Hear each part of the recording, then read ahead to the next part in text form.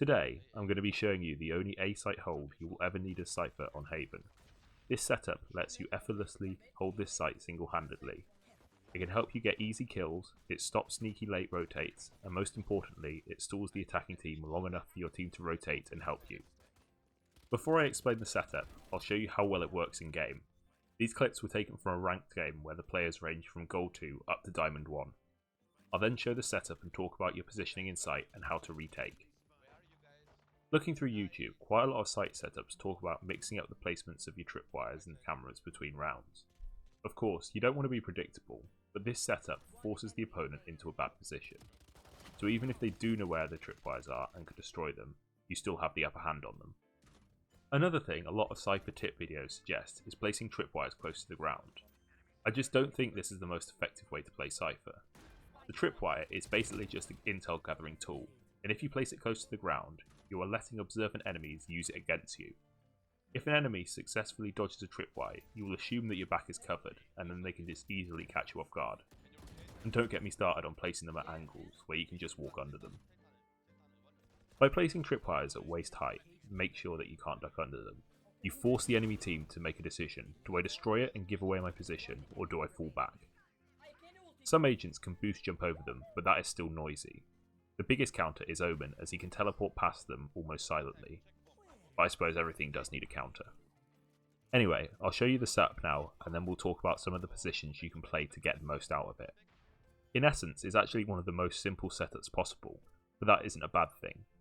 I find the more complicated a setup, the more situational it is. Firstly, let's talk about the camera. I like to put it somewhere on the left side of the window, as it gives excellent coverage of the site, but also the two entrances. It's also missed surprisingly often by the attacking team. If they do find it, a camera on this wall here, or by A short here, still gives an excellent view of sight. I then place the tripwires at the two entrances to site. You want them as close to site as possible, as now when the enemy either runs into it or destroys it, they're in a terrible position in the open, allowing you to swing on them as they're distracted. I then use the two cyber cages at the other end of the corridors. The one in A short has to be placed once the prep phase is over. I like to use them here as often some of the attacking team push up to site and others hold back a bit, covering the person pushing. By using cages here, it separates the two parts of the push, allowing you to turn a 2v1 into a 1v1 on a poorly positioned enemy. These cages also can be used to slow an enemy push if they're rushing.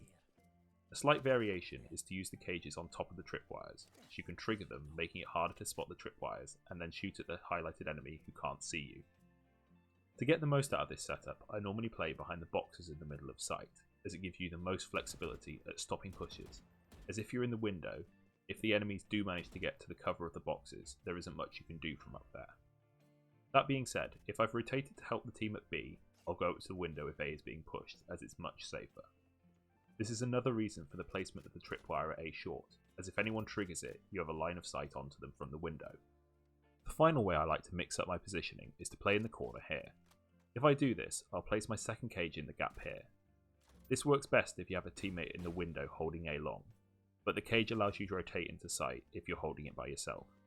This is such an unexpected position and allows you to swing and surprise anyone in A short. I especially like this position if we lose the first round, as you can use the shorty to get an easy kill and get a better gun. I know this isn't a Cypher clip, but I think it highlights quite well how to counter a double enemy push into A, and how to use the site cover to help you. If you have rotated out of sight to help your team and the enemy rotate back to A, not only do you have your camera but also the tripwires to warn the team. This is especially handy as if you've died and can't use your camera, the enemy team either has to trigger or destroy the tripwires as they can't duck or jump over them, so you are still helping the team. Make sure to watch the minimap if you die, as the tripwire icon goes if they destroy it. Please like this video if you enjoyed it, and subscribe for more Cypher and Valorant content. If you want to learn more about Cypher, please check out this playlist which has guides on how to get the most out of him on attack. Thanks for watching!